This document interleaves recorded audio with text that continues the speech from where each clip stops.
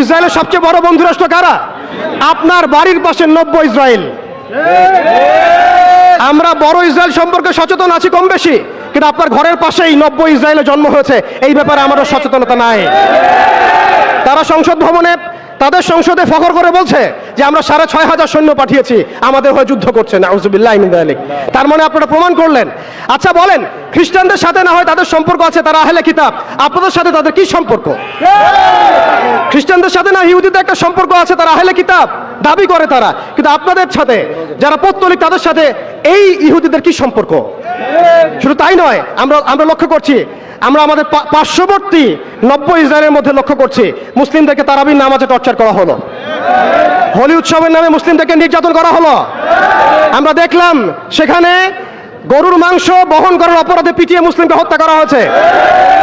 Lakh lakh acre জমি যেগুলো আমরা ওয়াকফ করেছিলাম, সেই জমিগুলোকে রাষ্ট্রীয়ভাবে বাজেয়াপ্ত করা হয়েছে। আমি যদি একটা জমি মাদ্রাসায় দান করি, আপনার কোন এখতিয়ার আছে সেটাকে আপনি রাষ্ট্রীয় বাজেয়াপ্ত করতে পারেন? এখানে মানবতা কোথায়? এখানে গণতন্ত্র কোথায়? এখানে এই ইউনাইটেড নেশনস কোথায়? ইউরোপিয়ান ইউনিয়নগুলো কোথায়? আপনাদের এই সব তথাকথিত তন্ত্রমন্ত্রগুলো এবং তথাকথিত মতবাদগুলো একটা এজেন্ডাই বাস্তবায়ন করছে, তারা পুরো বিশ্বে শুধু দাজ্জালের শাসন কায়েম করতে চায়। এখন মুসলিম ভাইরা, সর্বশেষ কথা হচ্ছে, আমরা উদাত্তভাবে আহ্বান জানাবো, আপনি যে কোনো ধর্মের হন, যে কোনো বর্ণের হন, আপনি যে কোনো ভাষার হন, যে কোনো জাতির হন, আপনি জালেমের পক্ষ নিয়েন না, মাজলুমের পক্ষ নেন। এখানে আমরা আপনাদেরকে কটাক্ষ করতে আসি নাই, আমরা সত্য উন্মোচন করতে আসছি। আপনি জালেমের পক্ষ নিয়েন না, মাজলুমের পক্ষ নেন। আল্লাহ চান তো কোনো না কোনো দিন আল্লাহ আপনাকে হেদায়েত দিবেন ইনশাআল্লাহ। আপনি মানবতার দাবি থেকে এই জায়গায় দাঁড়ান। এই অবস্থা যখন চলছিল তখন কি আমরা ঘুমিয়েছিলাম? উত্তর না।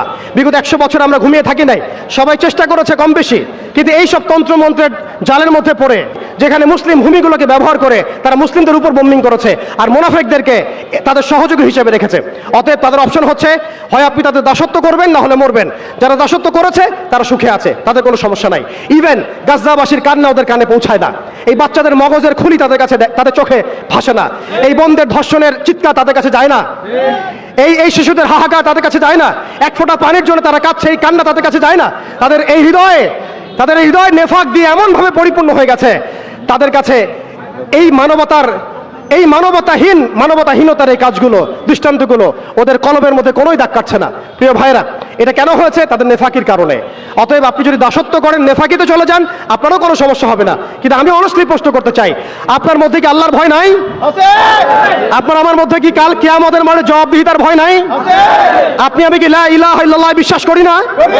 আপনি আমি কি মুহাম্মদুর রাসূলুল্লাহ বিশ্বাস করি না? আপনি আমি কি মুহাম্মদ রাসূলুল্লাহর উম্মত নই? অতএব আমরাও কখনোই কারো দাসত্বের দিকে যাবো না ইনশাআল্লাহ।